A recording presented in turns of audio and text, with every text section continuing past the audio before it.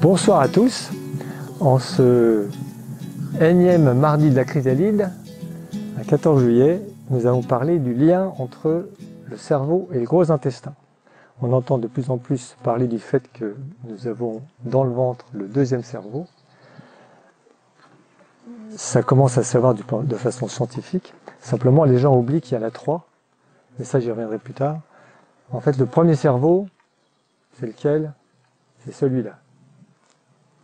Tout ce qui nous touche, ça passe par là.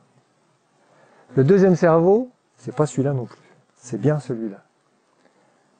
Tout ce qui nous touche, on va essayer de digérer ici. Et le troisième cerveau, c'est celui-là.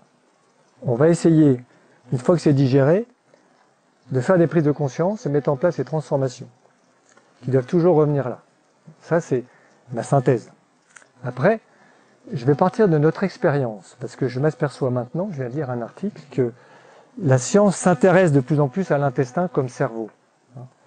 Alors que, ce que je vais vous dire, nous on l'a trouvé avec Sylvie, ça fait 27 ans qu'on fait des irrigations coloniques, par cette expérience de nettoyage de l'intestin, on s'est aperçu qu'il y avait effectivement un lien très étroit entre le cerveau, entre l'intestin et le cerveau. Comment on a commencé les irrigations coloniques? Un jour, je rencontre un médecin qui s'appelait le docteur Arranger, qui était à Domfront, qui me dit, c'est extraordinaire, je fais des irrigations coloniques, des hydrothérapies du côlon, je fais des séries de 6 irrigations coloniques à raison de 2 par jour, tu verrais les résultats, il y a des gens qui améliorent leur santé de façon considérable. Bon, avec Sylvie, on s'est dit, il est tellement enthousiaste, on va aller voir, on a expérimenté sur nous. Et on a eu tellement de satisfaction qu'on s'est dit, on va introduire ça dans notre centre. À l'époque, on a commencé à mettre en place des cures, on faisait des traitements par la musique modifiée, dont je parlais la semaine dernière, on faisait déjà de la chromothérapie, et on s'est dit, ça compléterait bien, vu les résultats que nous décrit Jean-Michel Arranger. Et on s'y est mis. On a commencé, d'ailleurs, c'était assez cocasse, parce que on avait expérimental, puis on avait installé l'appareil, puis il y avait les water qui étaient à l'autre bout du centre, à l'autre bout du cabinet, et on avait mis un seau même, pour que les gens puissent évacuer quand on avait fini. On se baladait avec le seau de matière. On a vu des gens de Neuilly, enfin des gens de la Haute qui étaient se retrouvaient sur le... Bon, assez cocasse comme démarrage. Voilà, un début à tout. C'était des expériences. Et puis on s'est aperçu que, en faisant comme disait Jean-Michel, il se passait des choses vraiment intéressantes. D'abord, le visage et la peau changeaient d'aspect. À l'époque, je faisais déjà des massages pendant les cures, et je me suis aperçu que, au fur et à mesure des irrigations coloniques, la peau changeait d'aspect. Elle devenait plus vivante, plus tonique, plus belle, enfin plus rayonnante. C'est difficile à décrire cette sensation sur la peau. Donc la peau, c'est le reflet de l'ensemble des organes. Si la peau, elle reprend un aspect plus jeune, ça laisse entendre que derrière, les organes, ça fonctionne pareil. Alors pourquoi ça se passe comme ça? Après, je vous donnerai une interprétation. Et puis on s'est aperçu que les gens disaient, mais j'ai la tête plus légère. J'ai l'impression que j'y vois beaucoup plus clair. J'ai des idées qui se remettent bien en place. Et puis, on s'est aperçu aussi que les personnes nous racontaient des souvenirs d'événements qui ne s'étaient pas bien passés. Je parle maintenant de merde symbolique. Et quand ils nous sont racontés des souvenirs de moments difficiles, très souvent, dans les tuyaux, on avait des évacuations importantes. Alors, fort de ça, quand les gens parlaient pas trop, on s'est mis à leur poser des questions du genre, c'est quoi votre plus mauvais souvenir? Et quand les gens remettaient à la conscience des mauvais souvenirs, très souvent, on avait des évacuations. Donc c'est quand même assez troublant. L'hypothèse que j'ai formulée à ce moment-là, je l'ai rapprochée d'autres expériences que je faisais, puisque j'étais acupuncteur, je faisais de l'auriculothérapie, on faisait des traitements par la musique modifiée. C'est tout des techniques qui travaillent sur la globalité du corps, comme on l'a vu la dernière fois, à partir d'un organe. Ce qui nous a permis de développer la notion de le fonctionnement hologrammique du corps. Chaque partie du corps contient des informations de la totalité et donne accès à la totalité. Ça donne l'auriculothérapie, l'iridologie, les massages des pieds, la coiffure énergétique, le massage des mains, la dentisterie énergétique, la sympathicothérapie nasale, toutes ces techniques qui considèrent que l'organe contient l'ensemble du corps. Si on applique ça à l'intestin, c'était assez facile de se dire, si c'est vrai pour ces autres organes, c'est vrai sûrement pour l'intestin. Donc tout se passe comme si, quand on vit un événement difficile, le corps l'exprime symboliquement, c'est-à-dire que la partie du corps symbolique du problème souffre, mais il l'exprime de façon hologrammique, c'est-à-dire que tous les organes l'expriment, le manifestent. Et dans l'intestin, ça se traduit par des matières qui vont se dessécher dans un repli de l'intestin, à l'endroit de l'intestin correspondant à l'organe symbolique du problème. Ça se dessèche, éventuellement la muqueuse se referme sur ces matières, ça se dessèche comme des éponges, ça va donner des polypes ou des diverticules, pour les gens qui connaissent un petit peu ces problèmes-là. Et puis ça va empoisonner l'existence au sens propre comme au sens figuré, tant que c'est pas éliminé. Parce que la surprise qu'on avait, c'est que, Jean-Michel Arranger nous l'avait fait expérimenter, c'est que une séance, on éliminait plein de matières, et puis le ventre, on avait l'impression qu'il était vide. Et on faisait une deuxième séance 4 heures après, il y en avait encore beaucoup d'évacuations. On refaisait 2 séances le lendemain, pareil, jusqu'à 5, 6, même j'ai eu jusqu'à 10 séances, c'était une médecin homéopathe qui nous a réclamé ça. C'est quand même étrange, comment ça se fait qu'alors qu'on vide l'intestin, il en revient. Donc forcément, il s'est passé quelque chose de l'ordre d'éponges qui sont gorgées d'eau, qui sont décollées, et du coup, ça continue. Donc comme si l'intestin gardait en mémoire, dans des replis, le souvenir d'événements qui ont été mal vécus, qu'on n'a pas digérés. Hein. Je fais juste une petite parenthèse, c'est qu'après des jeûnes longs, on évacue encore. Alors, on a vu des gens après un jeûne long. Enfin, juste pour rebondir sur ce que tu disais, oui. c'est étonnant. Même après un jeûne long. Je me souviens d'un monsieur qui était venu nous voir avec un ventre comme ça. Il faisait une cure. Donc, il était en jeûne depuis une semaine en arrivant. Hein. Il a fait sa cure avec les autres techniques. On lui a fait 6 irrigations coloniques et là, il n'avait rien sorti. C'était curieux. Et puis le 5e jour, il était donc en jeûne depuis pratiquement 2 semaines. Il dit, je voudrais bien qu'on refasse au moins une irrigation. Et là, on lui en a refait 6 d'affilée et pendant 6 séances, ça a sorti. Alors qu'il jeûnait donc depuis 15 jours. Il a jeûné comme ça pendant 3 semaines. Et depuis, on a fait pas mal de personnes qui jeûnaient. Même après 5, 6 jours, 3 semaines de jeûne, on arrive à retrouver des paquets de matière un peu semblables. Et même après une coloscopie, normalement une coloscopie, ils sont censés nettoyer les boyaux, même après une coloscopie, on retrouve beaucoup de matière. Donc là, il y a une sorte de stockage.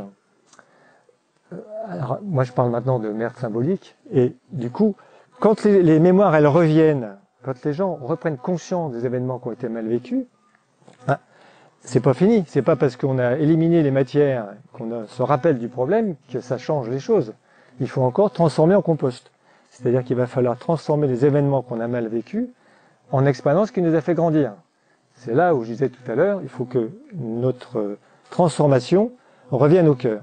C'est-à-dire que ça va toujours être comment, dans ce que j'ai vécu, ça me permet aujourd'hui d'être plus créateur d'amour pour moi et pour les autres. Parce que c'est l'essence même de notre humanité.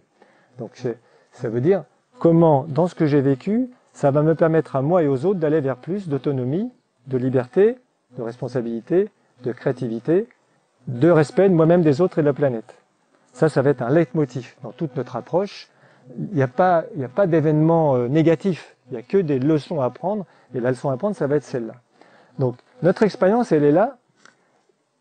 Après, j'ai mis une interprétation à ça. Comment ça se fait que quand on nettoie les intestins, il y a des choses qui remontent à la conscience. Alors, il y a cet aspect hologramme, il y a les matières qui se mettent dans un repli, mais il y a aussi cet aspect nettoyage de l'ensemble du corps. Et là, on a eu fait d'autres expériences, celle avec l'eau au sable de corail.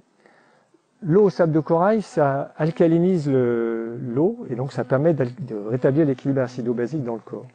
Or, il se trouve que les cristaux d'acide, quand on est en hyperacidité, vont se bloquer dans des endroits du corps. Et le fait de faire ces cures avec de l'eau au sable de corail, donc en rétablissant l'équilibre acido-basique, on a eu des réactions qui ressemblaient à ce qu'on observait avec les irrigations coloniques. C'est-à-dire des remontées à la conscience de souvenirs d'événements mal vécus. Ça aussi, c'était troublant.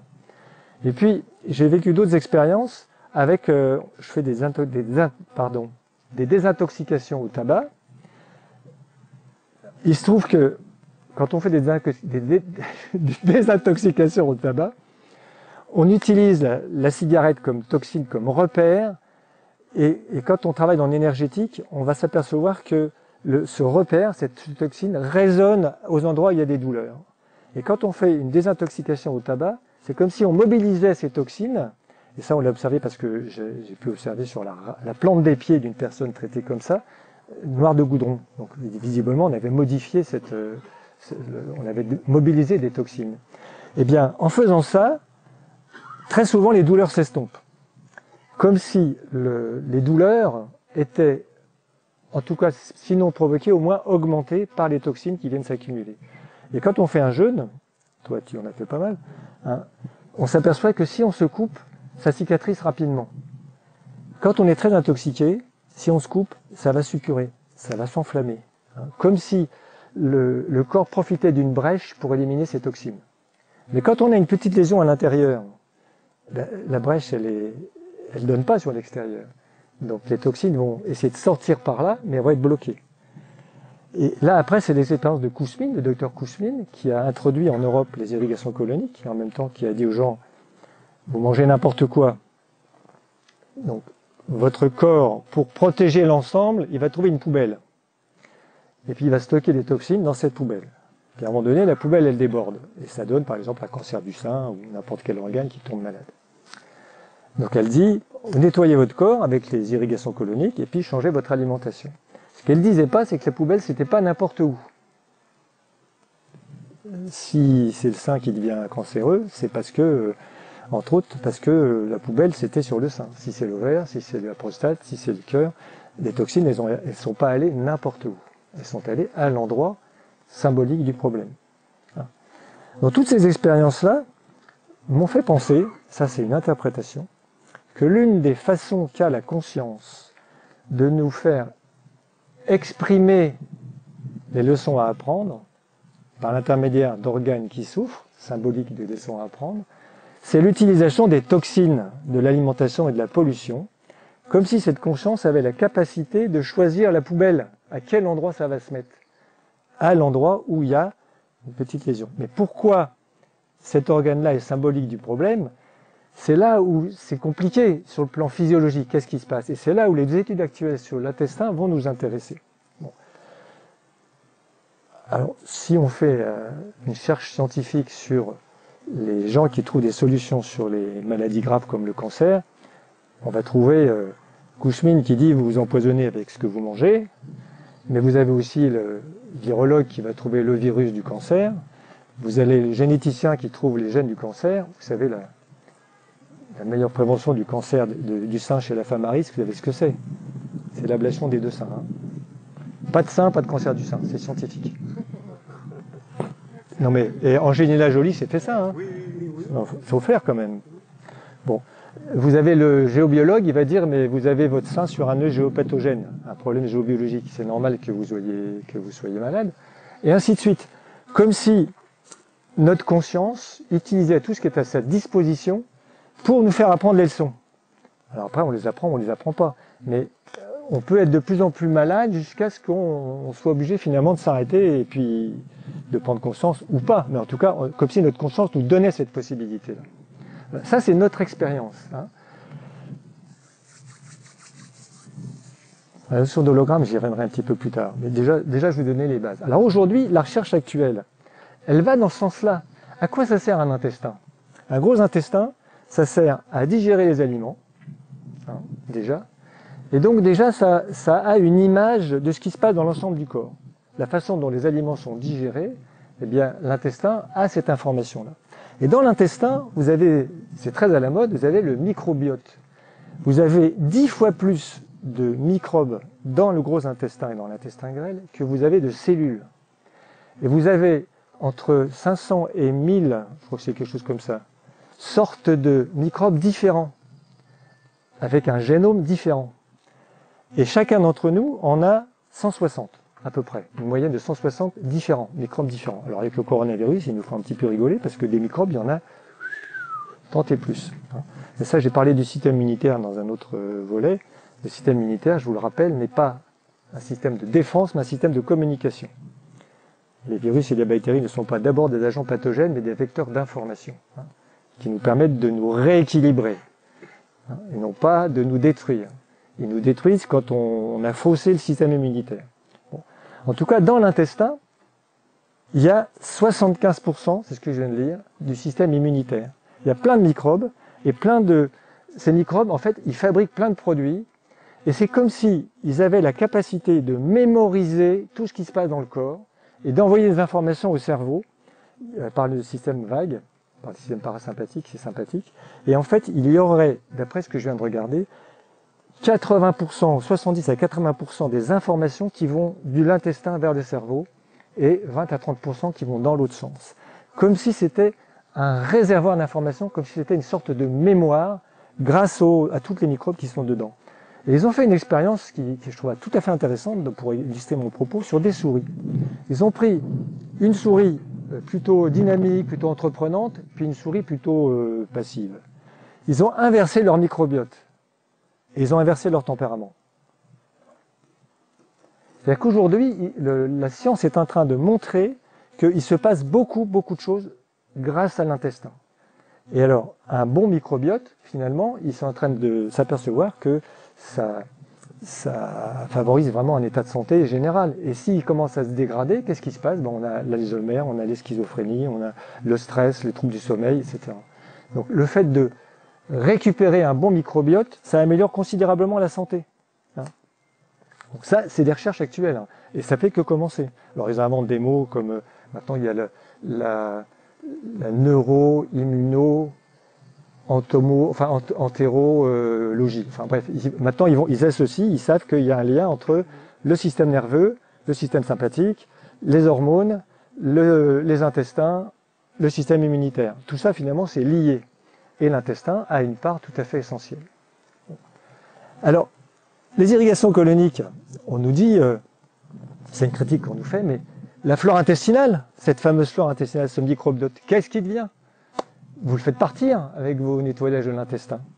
Et alors là, dans les textes, ils disent qu'il y a 30% du microbiote qui est lié à la mère, en fait, l'intestin est ensemencé au moment du passage par la matrice, par les microbes de l'intestin et par les microbes de la flore vaginale. Et ça, quel que soit le renouvellement, il paraît qu'on en garde toujours 30%. Alors qu'est-ce qu'on en fait de tout ça avec nos nettoyages répétés? Eh bien, en fait, aujourd'hui, je suis persuadé qu'un intestin propre génère sa propre flore de bonne qualité, adaptée à ce qu'il est. Qu'est-ce qui me permet de dire ça? Ce qui me permet de dire ça, c'est les travaux de Béchamp, qui est un contemporain de Pasteur. Pasteur, il a dit que les microbes sont responsables de la maladie, ou on pourrait dire sont responsables de la qualité de l'intestin. Béchamp, il a fait l'expérience suivante. Il a opéré un animal de façon chirurgicale. Il a retiré un organe de façon stérile, qu'il a mis dans un sac stérile, dans une pièce stérile. Pas de microbes. 15 jours après, il y a plein de pus. Donc, Béchamp dit, c'est le terrain qui génère la flore en fonction de lui, en fonction de son état. Comme si, ça c'est moi qui interprète un peu, comme si la nature avait trouvé pour sauvegarder la vie, dans une déstructuration, le passage par les virus, les bactéries, etc. Et le docteur Naessens, qui est un Français qui était obligé de se sauver au Canada parce qu'il avait des ennuis en France, a mis au point un microscope optique de très très bonne qualité. Il a mis en évidence dans le sang des mammifères ce qu'il appelle les microzymas, qui sont des particules immortelles capables de se transformer en virus, bactéries, champignons, etc. Donc ça va illustrer ce que disait Béchamp. C'est le terrain qui génère les microbes et les bactéries pour finalement se sauvegarder, pour sauvegarder quelque chose de la vie. Si vous appliquez ça à l'intestin, un intestin propre va générer sa propre flore en fonction de ce qu'il est, et donc de bonne qualité. En tout cas, nous ne donnons jamais des bifidus ou des choses comme ça, et on n'a pas de problème. On a de temps en temps des ballonnements qui restent, mais c'est souvent des personnes qui n'ont pas réglé les problèmes qui ressortent. Et notamment, il y a souvent un lien entre aussi le gros intestin et tout ce qui touche à la sexualité. Donc c'est une zone, c'est une dimension de l'être humain qui reste encore souvent difficile dans notre société. Il n'y a qu'à voir tout ce qu'il y a eu comme attouchement, viol, violence, tout ce qu'il y a pu y avoir. Ça ressort beaucoup en ce moment. Et effectivement, il y a souvent un lien entre les perturbations intestinales et la sexualité. Donc, moi, ce que j'ai observé, maintenant j'ai pas de statistiques, hein, c'est que les problèmes que l'on a, c'est pas lié à la flore intestinale, c'est lié à quelque chose qui n'a pas été réglé. Bon. Et j'ai lu un article il n'y a pas très longtemps qui explique que pour certains, le fait d'imposer une certaine flore intestinale, c'est imposer quelque chose qui n'est pas forcément adapté à la personne. Et l'histoire des souris, ça va dans ce sens-là. C'est-à-dire, aujourd'hui, ils sont en train de réfléchir à transporter, à implanter des flores intestinales, en fait, des microbiotes. Ils en sont là. Mais en fait, si on fait ça, on va introduire dans le ventre de certaines personnes quelque chose de la personnalité de l'autre personne. Comme on a vu faire des transplantations cœur-poumon, hein, je me souviens d'une expérience d'une jeune fille qui avait bénéficié d'une transplantation cœur-poumon. Cette jeune fille qui était tout à fait normale pour une jeune fille, quoi. Elle s'est mise à aimer la moto et à aimer les bières. Après ça. Et en faisant l'enquête, ils se sont aperçus qu'elle avait eu cœur-poumon d'un motard qui s'était tué et qui était sûrement d'ailleurs, il s'est peut-être tué à cause de la bière, on ne sait pas. Et donc, comme si le cœur et les poumons aussi gardaient en mémoire. On retouche à la notion d'hologramme. Comme si l'intestin, la flore, le microbiote de l'intestin, était aussi un hologramme qui garde en mémoire tout ce que nous vivons. Et peut-être même encore plus que le reste. Et qu'est-ce qui fait le travail? C'est les microbes. Donc ça montre bien le rôle positif de quantité de microbes dans notre organisme. Plutôt que de lutter contre ce qui nous entoure, si on considérait la même chose qu'autour de nous, reliés les uns aux autres, finalement, ils peuvent être aussi à notre service, tous ces microbes. Sauf si on tape dessus, sauf si on ne les respecte pas quelque part. Disons on va vers un changement de mentalité qui est plutôt que d'entretenir une guerre contre tout ce qui nous entoure, d'ailleurs contre la nature pour l'exploiter, contre les autres pour être les meilleurs, contre les virus et les bactéries parce que ils nous rendent malades. Si on considérait que tout est juste, en fait, eh bien, ça nous permettrait de fonctionner en synergie, la stratégie du dauphin plutôt que la stratégie du requin, comme c'est sorti dans un bouquin il y a quelques temps, et je pense qu'on s'en sortirait beaucoup mieux. Voilà un petit peu ce que j'avais envie de vous dire sur les liens entre le cerveau, le deuxième cerveau et le troisième cerveau. Est-ce que vous avez des questions à poser? J'ai fait synthétique exprès. Hein. Si tu as une question, si aussi vous avez une question. On attend la suite, le cœur.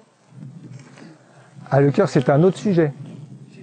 Mais on sait quand même aujourd'hui aussi que le cœur est relié, il y a aussi autant de connexions nerveuses entre le cœur et les deux autres cerveaux qu'entre l'intestin et le cerveau. Il y a beaucoup de connexions nerveuses. Et ça donne dans les traitements ce qu'on appelle la libération du péricarde, qui va venir libérer des émotions par des gestes qui sont pas très compliqués d'ailleurs. C'est pas encore entré dans la démarche vraiment scientifique. Enfin, à moins que Olivier t'ait trouvé des articles, parce que toi tu fais une veille scientifique sérieuse, sur le cœur comme premier cerveau, on n'en voit pas encore des choses comme ça. Ça progresse. Ouais. Il y a des neurones, il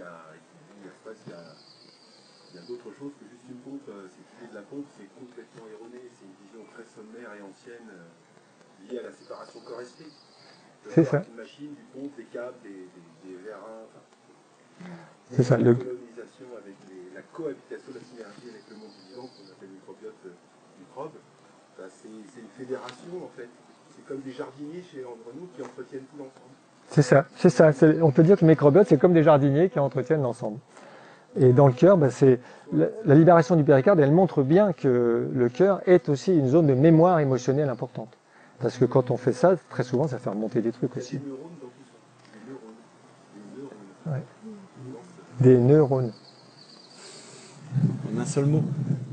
Ouais, des neurones, Alors Dominique, moi j'ai une question, mais en tout cas juste pour faire une interaction intestin-grêle, si c'est permis, ou avec le gros intestin, parce que, alors c'est peut-être pas le même sujet, mais il y a forcément... Il y a aussi un microbiote dans l'intestin grêle. Il se répartit entre le gros intestin et l'intestin grêle. Mais dans le fonctionnement, l'intestin grêle, c'est plutôt un lieu d'échange il n'y a pas de villosité dans l'intestin. Il y a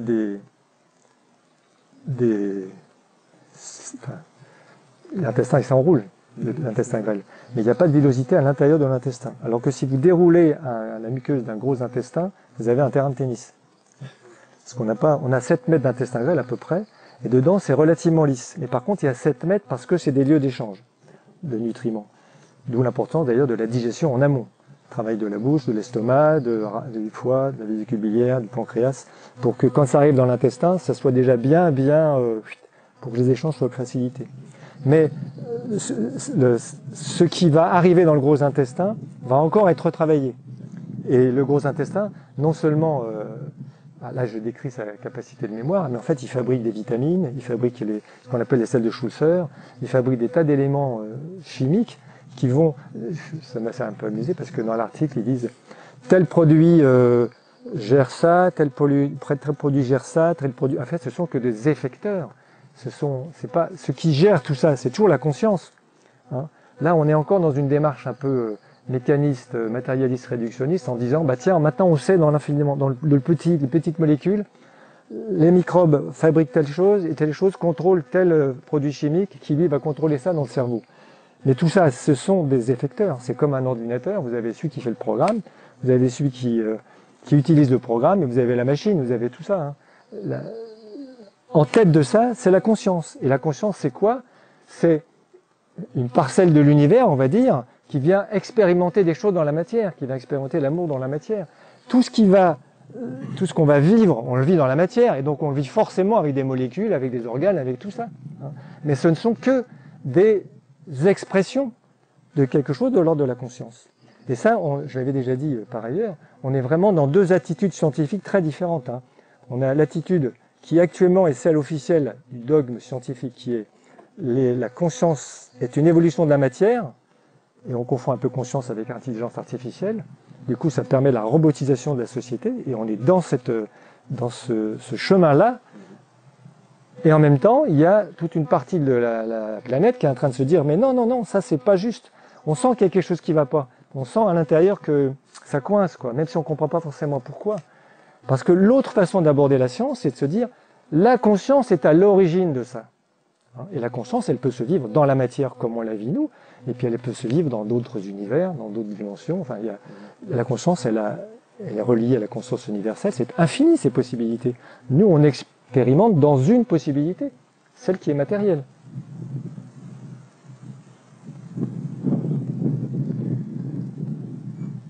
Ça vous laisse digérer. Ça nous donne une touche quantique. Une touche quantique. C'est ça, tout est quantique. Ouais, tout est quantique. On est atomique. On est un générateur, une fédération. Tout est fréquence, tout est information. Et avec la physique quantique, on sait très bien que nous créons notre propre réalité à notre image. Hein. C'est-à-dire que c'est comme si vous aviez un étang dans lequel vous avez un poisson qui est dissous. Si vous mettez au bord de l'étang un pêcheur à la truite, s'il attrape le poisson, il va attraper une truite. Hein. Il remet dans l'étang, ça va être une potentialité de poisson. Vous mettez un pêcheur à l'anguille, il va attraper une anguille. Vous le remettez dans l'étang, ça va être une potentialité de poisson. Vous mettez un pêcheur à la carpe, il attrape une carpe. C'est ça la physique quantique, c'est-à-dire que on baigne dans un univers où il y a un infini de possibilités, et puis en fonction de notre conscience, de la conscience qui s'exprime, il y a une façon d'être qui apparaît. Voilà. On n'a pas atteint ce degré de liberté. D'où l'idée de matrice, Grégor, qui maintient tout l'ensemble dans une forme harmonieuse. C'est comme se ferme les yeux, le monde n'a pas changé de forme parce qu'il y a un écho des autres. Ah bah oui, c'est collectif.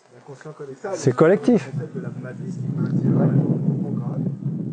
D'ailleurs, pour un mouvement créatif absolu, c'est le concept d'être un pur je suis, c'est d'être libéré de toutes ces matrices, et là vous pouvez créer intégralement votre continuum présent, passé, futur, mais on n'a pas encore atteint. Enfin, tout le monde apprend et cherche à se libérer de ça. Après, c'est la conscience christique. Quoi.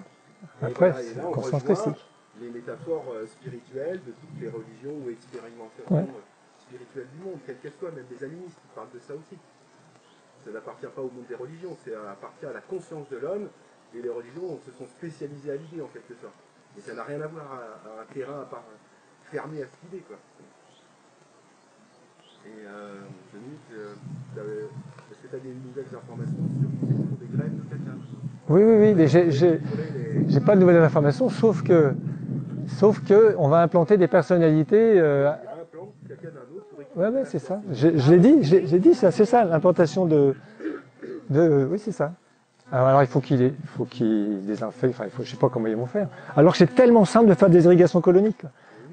quand on a compris que l'intestin va générer sa propre flore, bah, Et puis le reste, c'est la végétation. C'est l'alimentation. c'est l'alimentation, voilà. Alors ils expliquent bien, mais ça tout le monde est d'accord avec ça, que l'intestin il va souffrir si on mange des produits pas bio parce qu'il n'y a pas de produits chimiques dedans, si on est stressé. Alors ça marche dans les deux sens, c'est-à-dire un bon intestin permet de gérer le stress, mais le stress va jouer sur l'intestin. Si on est déprimé, c'est pareil. L'intestin joue sur la dépression et la dépression joue sur l'intestin. Ah, tout ça, ça s'enchaîne. Mais une alimentation seule, si les gens veulent pas transformer leur façon de penser, l'alimentation seule, elle suffira pas. Alors changer l'alimentation, ça aide à changer sa conscience. Changer sa conscience pousse à changer l'alimentation. Tout ça, c'est ça l'approche globale. Hein. C'est ça l'approche. C'est ça l'approche globale. On va le prendre par n'importe quel bout, mais toujours l'objectif, c'est l'autonomie dans tous les domaines. Finalement, psychiatrie, irrigation du côlon pour avoir des applications intéressantes. Absolument. C'est ce qu'ils sont en train de dire. Schizophrénie, dépression, troubles du sommeil, angoisse, tout ce qui stresse. On traite. Alors, moi je dis maintenant, tous les gens hospitalisés qui pourraient subir des irrigations coloniques, on devrait commencer par ça.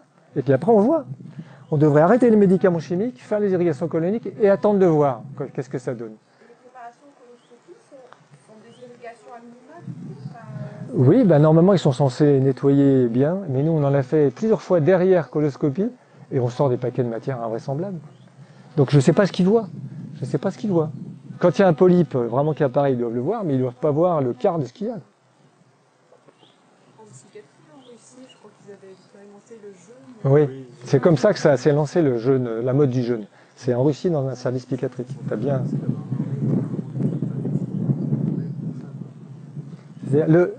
L'irrigation colonique et le jeûne, avec ça déjà on soigne plein de choses. En plus, c'est mesurable. Si on commence à mesurer certains neurotransmetteurs après des irrigations, on doit pouvoir trouver. Absolument. Physio-biologique pour ceux qui sont vraiment attachés à ces choses-là. Oui, absolument. Absolument. Mais tu sais, l'histoire des preuves, j'en ai parlé la semaine dernière à propos de l'holopsonie. Quand j'ai demandé à un chef de service universitaire de faire une thèse sur l'holopsonie, simplement de regarder s'il y a un lien entre la façon d'entendre certaines fréquences et les problèmes de cœur, il m'a dit qu'est-ce qu'il existe sur le sujet pour que je m'y intéresse. Je lui ai dit c'est vous, chef des services universitaires, si vous ne le faites pas, qui va le faire? Ah, il m'a dit t'as raison. Mais il n'a pas fait. Il n'a pas fait sur le cœur. Le lien entre la façon d'entendre, tu sais, les pics et les creux, et puis un organe. Le cœur, c'est facile. Tu prends 10 cardiaques, tu prends 10 non cardiaques, c'est vite fait. Hein. Et ça ne prenait pas. Alors moi, je voulais simplement qu'il valide le fait qu'il y avait un pic d'hypersensibilité ou creux d'hyposensibilité sur une fréquence toujours la même pour le cœur. Après, il aurait pu aller plus loin et puis voir ce que ça donnait si on traitait. Mais là, c'était beaucoup demandé. Il aurait pu être curieux. Non, alors c'est pas qu'il n'a pas été curieux, c'est qu'il a eu peur. Il nous l'a dit après. Il a dit, en fait, il a passé sa vie à avoir peur. Peur des critiques des collègues, peur de directeur d'hôpital, peur des malades, peur des élèves, enfin, peur tout le temps. Il y a une peur qui est entretenue même à ce niveau-là. Alors que c'est normalement c'est eux qui ont l'autorité, quoi. Ça m'a fait drôle de penser qu'un gars comme ça, qui était un personnage quand même, hein, qui nous avoue à la fin de sa vie, enfin, pendant sa retraite, qu'il avait eu peur toute sa vie, je trouve que c'était assez éclairant sur les possibilités d'évolution du système.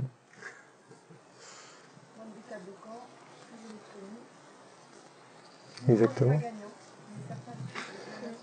Tout le monde n'est pas gagnant. C'est ça.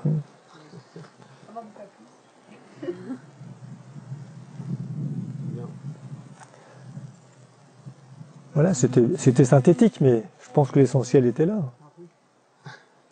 Hein? Bah oui, prendre conscience de l'idée que c'est pas juste un stockage de matière à jeter. Ça, c'est ça. Ah oui, oui, c'est sûr. Et là, ce que je viens de dire sur le microbiote, Sylvie m'a trouvé un article juste là avant que je commence. Je me suis dit, ça va vraiment illustrer quoi, toute notre expérience. C'est quand même 27 ans d'expérience, c'est pas si mal. Ça voudrait dire qu'on pourrait faire ta carte d'identité de ton microbiote personnel? Ils en sont pas là. Ils en sont pas là. Mais on peut imaginer que, puisqu'ils disent déjà, il y a une moyenne de 160 espèces différentes de germes dans l'intestin, dans une personne, sur 500 à 1000 espèces différentes. Et quand on fait prendre des bifidus, par exemple, il y a une catégorie qui a été choisie. Alors, on peut peut-être les choisir en fonction de si c'est un schizophrène, si c'est un autiste, si c'est un... Hein? Oui. Il y a indépendamment des répondeurs, des non-répondeurs, enfin, il y a tous les profils, ça peut être intéressant de voir s'il y a un lien entre le microbiote et puis la réponse face à tel ou tel virus. Absolument. Certains sont... Pourquoi certains tombent malades et pas d'autres? Enfin moi, par rapport aux microbes, ma position elle est très claire. Hein. Ton terrain change parce que tu as mal mangé, tu as été stressé, tout ça. Ça rentre en résonance avec le niveau vibratoire d'un virus ou d'une bactérie qui se développe. Elle va envahir le territoire, mais elle va nous obliger d'arrêter de manger, elle va nous faire transpirer par la fièvre, elle va nous faire reposer, etc. Et ben, si on respecte ça, après la maladie, on est mieux qu'avant. Donc le virus et la bactérie ont été non pas des agents pathogènes, mais des vecteurs de transformation. Et le coronavirus, c'est pareil. Ben, je vous remercie de votre attention et nous donnons rendez-vous à ceux qui veulent mardi prochain